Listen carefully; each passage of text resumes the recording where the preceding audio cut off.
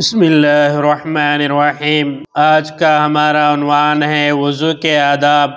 وضو کے لیے بلند جگہ بیٹھنا چاہیے تاکہ استعمال کیے ہوئے پانی کے چھینٹے بدن یا کپڑوں پر نہ پڑے۔ وضو کے وقت قبلے کی طرف رخ رہنا چاہیے۔ وضو کے کاموں میں دوسروں سے مدد نہیں لینا چاہیے۔ مثلاً پانی کی ضرورت ہے تو خود ہی پانی لے لے۔ ہاں، اگر بڑھاپا ہے یا کوئی دوسری مجبوری ہے تو ایسی صورت میں آداب وضو کے خلاف نہیں ہے۔ وضو کے دوران دنیاوی گفتگو نہ کرے۔ وضو کے شروع اور آخر میں نبی صلی اللہ علیہ وسلم سے جو دعائیں ثابت ہیں وہ دعائیں پڑھے۔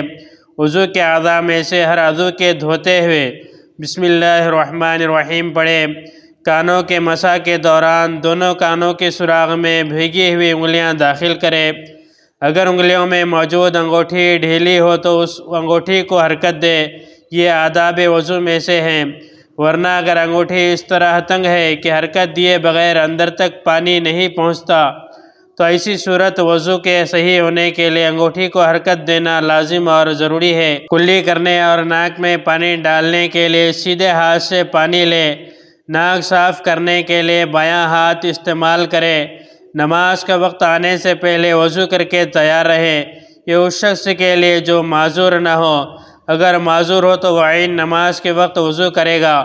وضو سے جب فارغ ہو جائے تو قبلے کی طرف رخ کر کے کھڑا ہو جائے اور کہے اشہد ان لا الہ الا اللہ وحدہ لا شریک لہ واشہد ان محمدا عبدہ ورسولہ اللہم اجعلنی من التوابین واجعلنی من المتطہرین۔ اللہ تعالیٰ سے دعا ہے مجھے اور آپ کو اور تمام مسلمانوں کو عمل کرنے کی توفیق عطا فرمائے۔ اس طرح کے اور ویڈیوز کے لیے ہمارے چینل کو سبسکرائب کریں، بعد میں لگے بیل آئیکن کو پریس کریں، زیادہ سے زیادہ شیئر کریں۔